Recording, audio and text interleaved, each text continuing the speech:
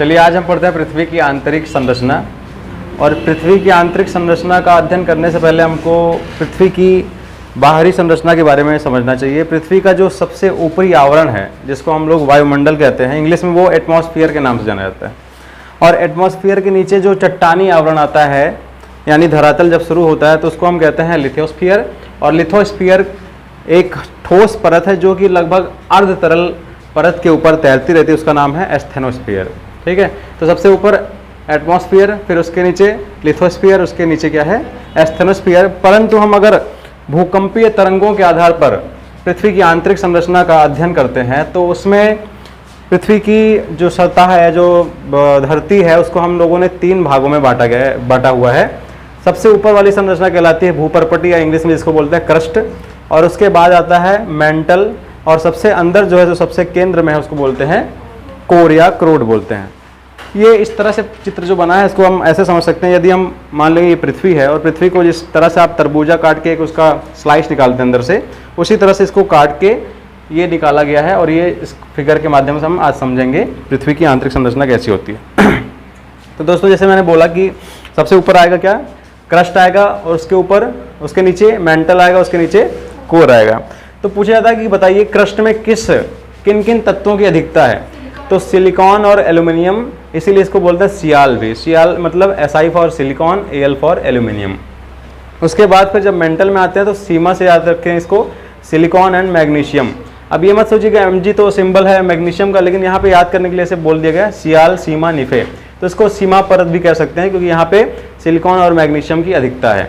उसके बाद जब हम लोग केंद्र में आते हैं, क्रोड की बात करते हैं, तो यहाँ पे निकिल और आयरन जैसी भारी धातुएं हैं, जिसमें निकिल और आयरन की अधिकता है, क्योंकि पृथ्वी के केंद्र में भारी धातुएं, और भारी धातुएं ही नीचे होती हैं, और वो जब बहुत ज़्यादा दाब और ताप को सहती हैं तो वो लिक्विफाई हो जाती हैं। इसलिए केंद्र में माना जाता है कि पृथ्वी के केंद्र में भारी धातुएं जो तरल अवस्था में सिचुएटेड हैं। ठीक है, हम लोग गहराई की बात करते हैं, तो आपकी धरातल से अगर 35 किलोमीटर तक नीचे जाते हैं तो आपको मिलता है क्या, भूपर्पटी। उसके बाद जब हम 2900 किलोमीटर तक जाते हैं तो वहाँ मिलता है मेंटल। और सबसे नीचे यानी पृथ्वी के केंद्र पर पहुँचेंगे तो पृथ्वी की त्रिज्या आप समझ सकते हैं कितना, 6371 किलोमीटर। ठीक है, इतनी बात समझ आ गई। अब देखिए, इन परतों को भी फिर से 2 परतों में विभाजित किया गया है। जैसे क्रस्ट को ऊपरी क्रस्ट और निचली क्रस्ट में विभाजित किया गया है, और हर परत के बीच में एक असंबद्धता है, मतलब थोड़ा सा अलगाव है। उस अलगाव को बोला जाता है क्या, असंबद्धता। ठीक है, तो क्रस्ट में भी असंबद्धता है, मेंटल में भी असंबद्धता है, और क्रोड में भी असंबद्धता है। तो यानी कि अगर आप देखेंगे, जिस तरह से 5 उंगली के बीच में 4 गैप होते हैं, उसी तरह से यहाँ पे देखिए इन दोनों के बीच में, यानी ऊपरी क्रस्ट और निचले क्रस्ट के बीच में एक असंबद्धता, उसके बाद क्रस्ट और मेंटल के बीच में एक असंबद्धता, फिर मेंटल की दोनों परतों के बीच में असंबद्धता, मेंटल और क्रोड के बीच में असंबद्धता, और क्रोड की दोनों परतों के बीच में असंबद्धता। इस तरह से कितनी प्रकार की असंबद्धताएं हैं, 1, 2, 3, 4 और 5 तरह की। ठीक है, विभिन्न परीक्षाओं में से प्रश्न पूछे जाते हैं कि कौन सी परत के बीच में कौन सी असंबद्धता स्थित है, और बच्चे पूरी तरह से ये कंठस्थ नहीं कर पाते हैं। तो उसके लिए हम आपके सामने एक ट्रिक लेके आए हैं, कमर गुटका ले। अब गुटका वाली ट्रिक है तो आपको याद हो जाएगी, कमर से बोला जाता है कि बेटा गुटका ले। अब कमर समझते हैं क्या होता है। आप जानते हैं भूपर्पटी जो है, इसके बीच में जो असंबद्धता है उसका नाम क्या रखा गया, कोनराड असंबद्धता।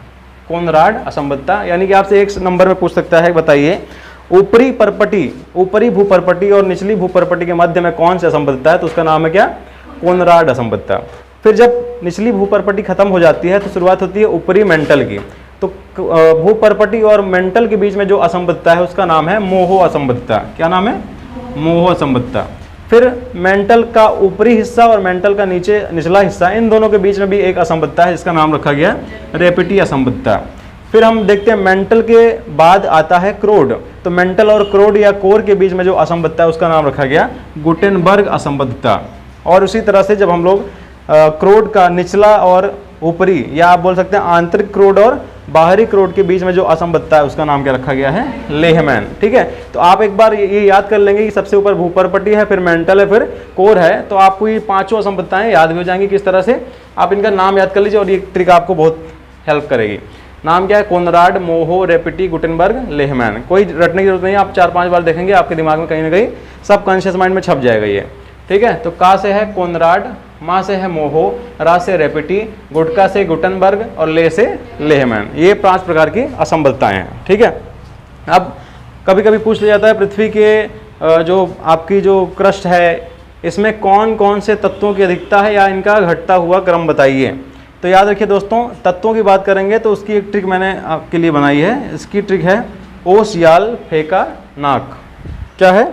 ओ सियाल फेंका नाक। ओ से याद रखिए ऑक्सीजन 46% है सबसे ज़्यादा, उसके बाद फिर सिलिकॉन एसआई, आल से एल्यूमिनियम, फे से फेरम, फेरम यानी आयरन, और का से कैल्शियम, ना से नेट्रियम यानी सोडियम, और का से है कैलियम यानी पोटेशियम। ठीक है, के से पोटेशियम होता है।